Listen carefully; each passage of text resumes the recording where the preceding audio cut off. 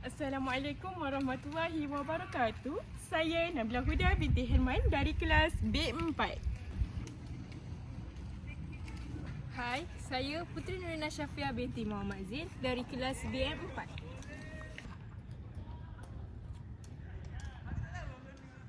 Dan saya Nur Najmi binti Muhammad Zulkifli dari kelas Bahasa Melayu 4. Kumpulan kami akan membentangkan persembahan kumpulan mengenai isu sintaksis dan kerancuan bahasa. Dari aspek interpersonal dan kepimpinan bagi subjek sintaksis Bahasa Melayu BMMB 3233.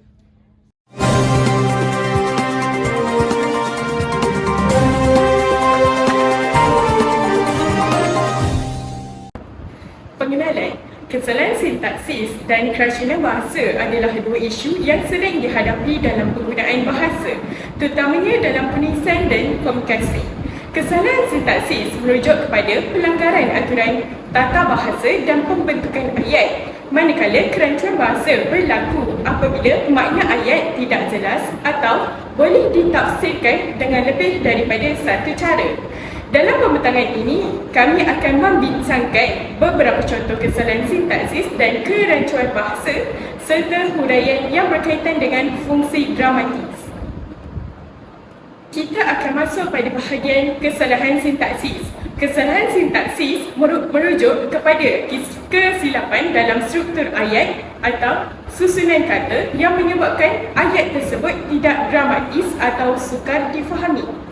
Dalam konteks pendidikan, isu ini sering timbul apabila pelajar tidak menguasai peraturan tata bahasa dengan baik. Baiklah, berikut merupakan contoh-contoh kesalahan sintaksis.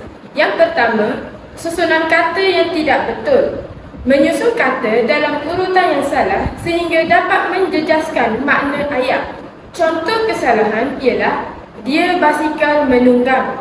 Ayat yang betul ialah dia menunggang basikal. Baiklah, contoh yang kedua ialah kata hubung yang tidak sesuai. Penggunaan kata hubung yang salah atau tidak sesuai dapat mengakibatkan ayat menjadi janggal atau tidak lengkap. Contoh kesalahan ialah dia makan nasi walaupun dia lapar. Tetapi ayat yang betul ialah dia makan nasi kerana dia lapar. Contoh kesalahan sintaksis yang ketiga pula ialah ketiadaan subjek atau predikat. Ayat akan menjadi tidak lengkap jika subjek atau predikat hilang. Contoh kesalahan ialah pergi ke pasar. Ayat yang betul, dia pergi ke pasar. Dan yang terakhir ialah kesalahan penggunaan frasa. Penggunaan frasa yang tidak tepat dari segi konteks atau struktur. Contoh kesalahan, buku yang meja. Ayat yang betul ialah buku di atas meja. Baiklah, kita pergi pula kepada kesalahan sintaksis di internet, iaitu dari segi media elektronik. Kesalahan struktur ayat. Kesalahannya ialah Pulau Pinang batal sambutan Hari Malaysia susulan penularan virus COVID-19. Berdasarkan imej dan penerangan yang diberikan, isu yang dibincangkan ialah penggunaan kata kerja yang betul dalam ayat. Dalam konteks sintaksis, ayat yang tepat harus mengikut peraturan tata bahasa, terutamanya dari segi penggunaan kata kerja dan imbuhan. Yang pertama, kesalahan dalam ayat. Frasa yang digunakan dalam berita adalah Pulau Pinang batal sambutan. Dalam struktur ini, kata batal digunakan tanpa imbuhan yang sewajarnya. Dalam bahasa Melayu, apabila kata kerja melibatkan tindakan yang dilakukan oleh subjek seperti kerajaan atau individu, kata kerja tersebut harus diberikan imbuhan yang betul untuk menunjukkan perbuatan tersebut dilakukan oleh subjek. Yang kedua, penjelasan sintaksis. Kata batal ialah kata dasar, manakala membatalkan ialah kata kerja transitif yang memerlukan objek.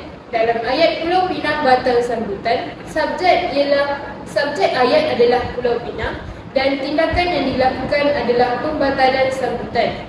Oleh kerana subjek melakukan tindakan membatalkan sesuatu, imbuhan apitan memkan diperlukan untuk menjadikan kata kerja membatalkan yang membawa maksud bahawa subjek yang membawa maksud bahawa subjek Pulau Pinang mengambil tindakan membatalkan sesuatu.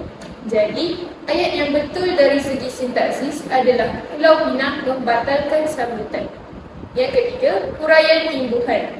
Imbuhan memkan digunakan untuk kata kerja transitif yang bermaksud melakukan sesuatu tindakan terhadap objek. Dalam kes ini, tindakan adalah pembatalan dan objeknya adalah sambutan.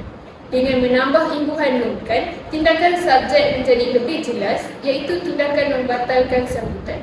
Yang keempat, kepentingan penggunaan imbuhan dalam ayat. Tanpa imbuhan yang betul, ayat boleh menjadi salah dari segi tata bahasa atau tidak lengkap. Dalam bahasa Melayu, imbuhan memainkan peranan penting untuk menyampaikan makna tindakan dengan tepat, terutamanya dalam konteks subjek dan objek. Penggunaan imbuhan yang salah boleh menyebabkan kekeliruan atau salah faham dalam makna ayat. Kesimpulannya, dalam kes ini, kata batal perlu diberikan imbuhan yang sesuai untuk menjadi batal membatalkan supaya tindakan pembatalan dapat dinyatakan dengan jelas dan tepat dalam ayat. Perkara ini penting untuk memastikan ayat memenuhi struktur tata bahasa yang betul dan mudah difahami. Baiklah, kesalahan yang kedua. Kesalahannya, cadangan membaru muka Jalan Bandar Indrapura, Jerantut Pahang, Darul Makmur. Berdasarkan gambar yang diberikan, kesalahan sintaksis dalam ayat pada papan tanda tersebut terletak pada penggunaan frasa membaru muka. Frasa ini tidak betul dari segi struktur tata bahasa dalam bahasa Melayu kerana perkataan membaru tidak sesuai digunakan dalam konteks tersebut. Penjelasan kesalahan. Yang pertama, kata kerja yang salah. Perkataan membaru tidak wujud dalam bahasa Melayu yang baku. Imbuhan men biasanya digunakan untuk membentuk kata kerja yang melibatkan tindakan. Tetapi dalam hal ini, kata dasar baru bukanlah kata yang sesuai untuk diberikan imbuhan men. Yang kedua, frasa yang betul. Dalam konteks ini, maksud sebenar yang hendak disampaikan adalah tindakan memperbaharui atau memberikan wajah baru kepada jalan. Oleh itu, frasa yang lebih sesuai ialah membaik pulih atau membaharui. Frasa ini sesuai kerana ia menggambarkan proses memperbaiki atau mengubah sesuatu kepada keadaan yang lebih baik. Contoh frasa yang betul adalah cadangan membaik pulih jalan atau cadangan membaharui muka jalan. Yang ketiga, perbaikan ayat. Ayat pada papan tanda itu seharusnya ditulis sebagai cadangan membaharui muka Jalan Bandar Indrapura Jerantut atau cadangan membaik pulih Jalan Bandar Indrapura Jerantut. Kedua-dua frasa ini lebih tepat dan mengikut tata bahasa yang betul dalam bahasa Melayu. Seterusnya, kesalahan sintaksis di internet iaitu penggunaan media sosial TikTok. Dari segi kesalahan struktur ayat, kesalahan yang didapati ialah sedap sangat makan panas-panas untuk berbuka atau untuk sahur. Kesalahan yang pertama adalah dari segi penggunaan kata kerja. Di sini, di dalam ayat tersebut terdapat ketiadaan subjek. Ayat ini tidak mempunyai subjek yang jelas dalam bahasa Melayu. Setiap ayat biasanya memerlukan subjek untuk menjelaskan siapa yang melakukan tindakan. Dalam konteks ini, kita boleh menambah subjek seperti saya atau kita di awal ayat. Pembetulan yang harus dilakukan adalah saya rasa sedap sangat makan panas-panas untuk berbuka atau untuk sahur. Kesalahan kedua adalah penggunaan kata adjektif, di mana kedudukan kata adjektif yang tidak betul. Frasa sedap sangat boleh dianggap sebagai penggunaan kata sifat yang kurang tepat. Dalam bahasa Melayu, kata sifat biasanya diikuti oleh kata kerja. Untuk menjadikan ayat lebih jelas, kita boleh menggunakan frasa sangat sedap. Pembetulan yang harus dilakukan ialah saya rasa sangat sedap makan panas-panas untuk berbuka atau untuk sahur. Kesalahan yang ketiga adalah penggunaan frasa, di mana terdapat berlakunya pengulangan frasa. Frasa panas-panas mungkin boleh dianggap sebagai pengulangan yang tidak perlu. Walau bagaimanapun, dalam konteks tertentu, Ia boleh digunakan untuk menekankan kehangatan makanan. Namun, jika ingin menyederhanakan ayat, kita boleh menggunakan hanya satu bentuk. Pembetulan yang harus dilakukan ialah, saya rasa sangat sedap makan panas untuk berbuka atau untuk sahur.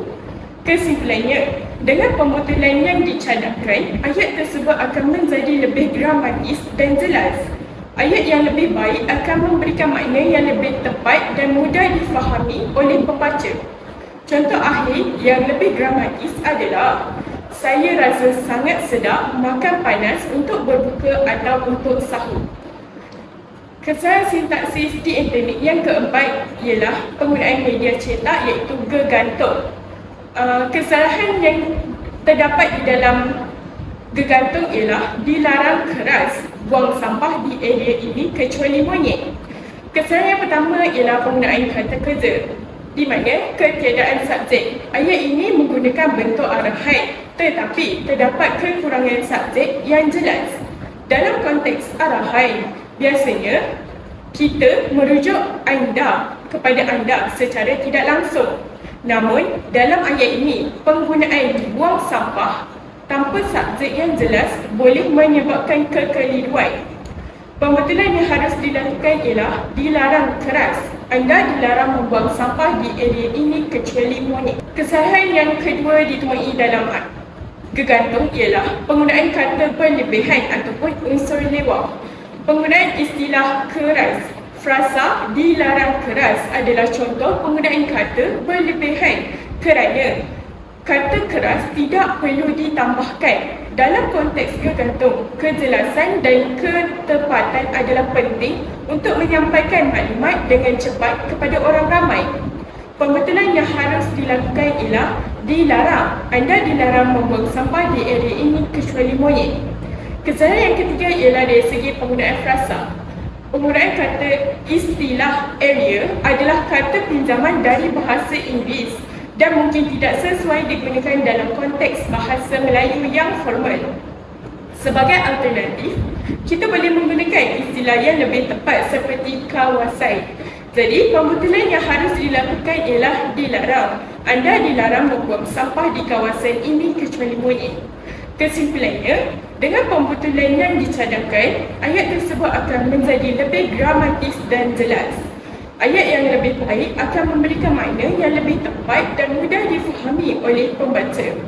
Contoh akhir yang lebih gramatis adalah dilarang. Anda dilarang membuang sampah di kawasan ini kecuali monyet. Seterusnya, kesalahan sintaksis di internet yang terdapat dalam surat khabar yang didapati di dalam surat khabar Sinar Harian. Kesalahan, Messi sumbat hat-trick sekali lagi. Penggunaan kata kerja. Kata kerja sumbat biasanya digunakan untuk memasukkan sesuatu dengan paksa atau memenuhi sesuatu ruan dan tidak sesuai dalam konteks menjadikan gol dalam sukan bola sepak. Pembetulan ialah Messi menjadikan hat-trick sekali lagi. Seterusnya, kesalahan yang terdapat dalam surat khabar juga tetapi surat khabar yang berlainan iaitu surat khabar berita harian. Penggunaan kata hubung. Kombinasi kerana walaupun sebenarnya tidak tepat dan mengakibatkan ayat menjadi tidak lancar. Ini kerana kedua-dua kata hubung tersebut berfungsi untuk maksud yang berbeza. Contohnya, bagi kata hubung kerana biasanya digunakan untuk menyatakan sebab, manakala bagi kata hubung walaupun digunakan untuk menyatakan sesuatu yang bertentangan dengan apa yang diharapkan atau dijangka. Menggabungkan kedua-dua akan menyebabkan kekeliruan. Jadi, hanya salah satu yang perlu digunakan bergantung kepada maksud yang hendak disampaikan. Yang kedua, kesalahan penggunaan kata tugas. Penggunaan perkataan termasuk sesuai digunakan, tetapi lebih baik jika ditambah dengan suku kata dalam untuk memperjelaskan lagi maksud dengan lebih betul. Contohnya, termasuk dalam pembayaran cukai dividen. Seterusnya, bagi kesalahan yang ketiga pula ialah kesalahan kata hubung penggunaan kata hubung tetapi.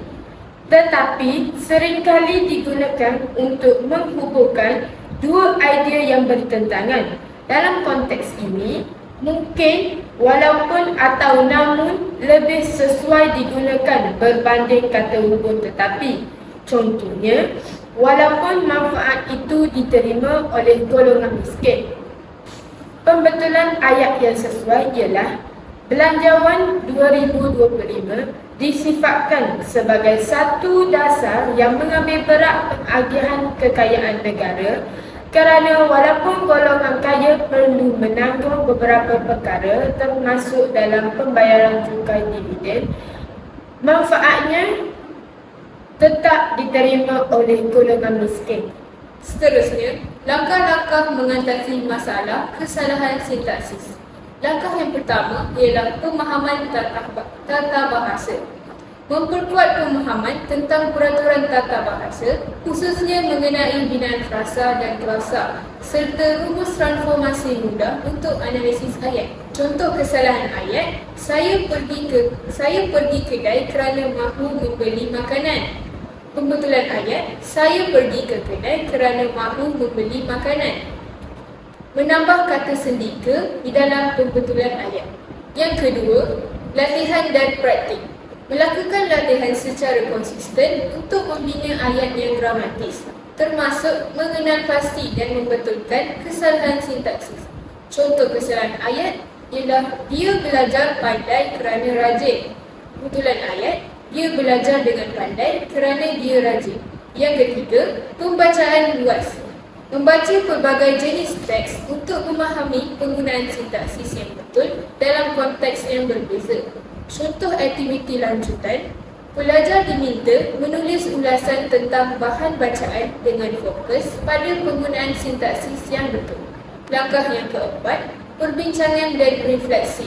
Mengadakan perbincangan mengenai isu sintaksis dan kesannya serta mencari strategi untuk mengatasinya secara kolektif.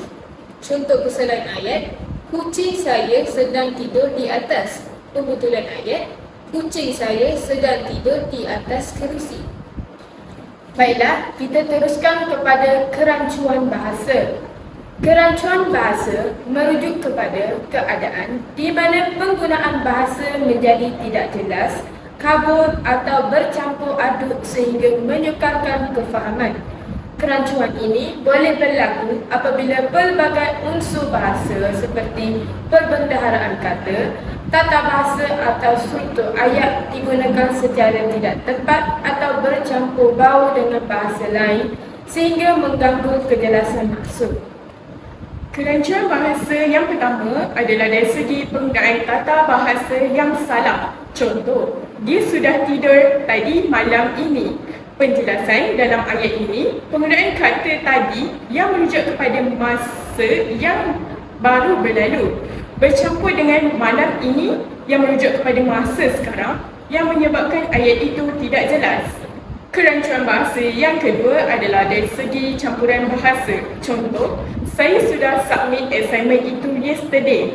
Penjelasan ini berlaku apabila elemen daripada dua bahasa digabungkan secara tidak teratur, menjadikan ayat sukar difahami atau tidak gramatis dalam kedua-dua bahasa. Kerancuan bahasa yang ketiga ialah penggunaan frasa yang tidak jelas. Contoh kesalahan, dia memberi kucing kepada kawan dengan ekor panjang. Dalam ayat ini tidak jelas sama ada kawan itu mempunyai ekor panjang atau kucing itu sendiri mempunyai ekor panjang. Kekeliruan ini dapat menimbulkan pelbagai tafsiran tentang apa sebenarnya yang dimaksudkan oleh penulis dan membuat pembaca sukar untuk memahami konteksnya dengan tepat. Pembetulan yang harus dilakukan ialah dia memberi kucing dengan ekor panjang kepada kawannya. Fungsi gramatis. Struktur frasa perlu diatur dengan baik untuk memastikan bahawa makna jelas dan tidak mengelirukan. Memahami bagaimana frasa dibina membantu memperbaiki komunikasi dan memastikan mesej disampaikan dengan tepat. Seterusnya, kita pergi pula kepada kerancuan bahasa dalam media sosial iaitu Telegram. Gambar tersebut memaparkan contoh bahasa rojak iaitu pencampuran dua bahasa atau lebih dalam satu ayat tanpa mengikut peraturan tata bahasa yang jelas dan tetap. Dalam kes ini, bahasa Inggeris dan bahasa Melayu digunakan secara berselang-seli dalam ayat yang sama, sekaligus mencipta kesan rojak yang membawa kepada kerancuan bahasa.